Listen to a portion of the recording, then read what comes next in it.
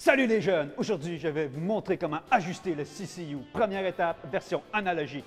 Deuxième étape, version numérique HDSDI. On se revoit en studio! Téléportation! Nous voici en studio. Nous avons tout d'abord besoin de la chip chart pour commencer.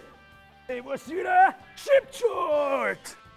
Il est important de placer nos caméras de 10 à 12 pieds de notre chip chart.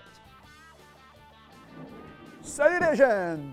Il est maintenant temps d'ajuster le CCU, donc il est important de savoir qu'il y a des réglages de base à faire pour nos deux méthodes. Donc, on peut commencer par faire ces réglages-là. Donc, il faut s'assurer premièrement que nos caméras sont ouvertes. Par la suite, nous pouvons appuyer sur le bouton standard du CCU pour chacune des cams pour réinitialiser nos réglages. Donc, voilà, c'est fait. Donc, quand on appuie sur standard, le bouton relative et auto devrait s'allumer. Nous pouvons les fermer comme ceci.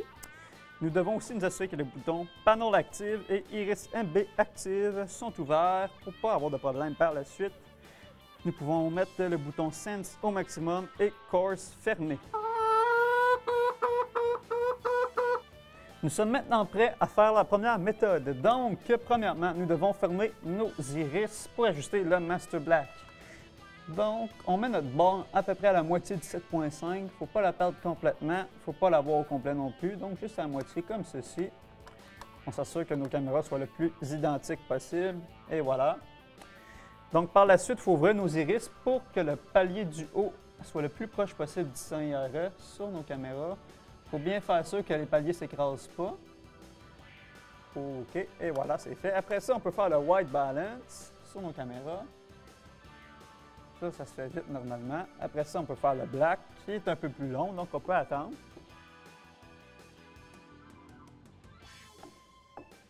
Bon, une fois que le black balance est fini, il est maintenant d'ajuster les couleurs. Donc, on peut commencer sur cette caméra ici.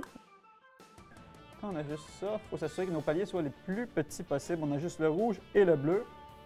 Et voilà, donc il est important de savoir que pour les couleurs qui sont au-dessus de 58 IRE, on joue avec le white. En dessous de 58, c'est avec le black. Et voilà, c'est tout pour la première méthode. Nous sommes maintenant prêts à faire le skin tone. Donc, on n'a plus besoin de la chip chart. Normalement, on va utiliser un animateur pour le faire, mais dans ce cas-ci, on n'en a pas. Donc, on utilise la marotte. Par la suite, on peut faire un wipe sur l'aiguillage entre nos caméras. C'est pour mieux comparer nos couleurs entre nos caméras, ça va beaucoup mieux.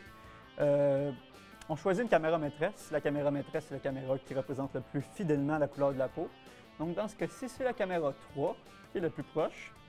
Donc, cette caméra-là, on ne devrait pas y toucher par la suite, à part pour ouvrir l'iris. Donc, on ouvre notre iris à 68 IRE. On fait ça pour toutes nos caméras.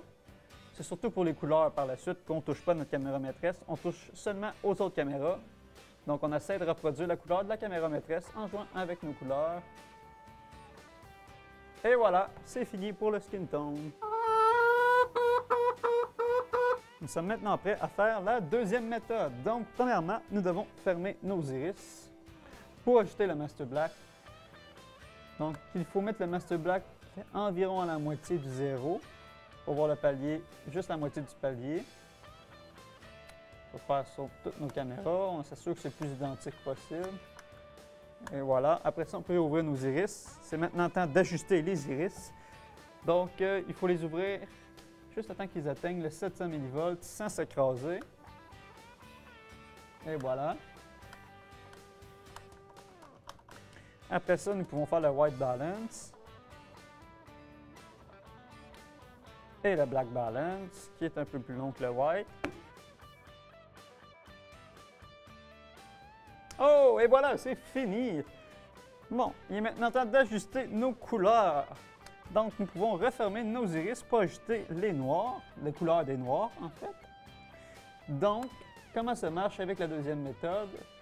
Il faut placer nos paliers qui touchent légèrement la ligne du 0 mV. On fait ça avec toutes nos couleurs, donc le rouge, le vert et le bleu. Et voilà, on le fait sur toutes nos caméras. Et voilà. Nous pouvons réouvrir nos iris. Par la suite, pour les whites, c'est simple. On s'assure que chaque couleur, en fait, touche la ligne du 700 mV sans s'écraser. Et voilà. Comme ceci. Donc l'avantage avec cette méthode-là, c'est que c'est beaucoup plus précis que l'autre selon moi, parce qu'on peut voir chaque place séparément. C'est beaucoup plus facile de voir le problème. Et voilà, c'est fini. Nous sommes maintenant prêts à faire le skin tone pour la deuxième méthode. Donc, comme avec la première méthode, il faut ouvrir notre iris. Dans ce cas-ci, c'est 485 mV, l'ajustement idéal. Et voilà, encore une fois, par la suite, nous devons choisir une caméra maîtresse. Dans ce cas-ci, c'est encore la caméra 3. Donc, on modifie les couleurs seulement de la caméra 2 pour ressembler le plus possible à la caméra 3. Comme ceci. Et voilà, c'est tout pour le skin tone de la deuxième méthode. Voici ce qui conclut l'ajustement du CCU pour la méthode analogique et numérique. J'espère que ça vous a aidé à mieux comprendre et je vous souhaite bonne chance dans vos productions.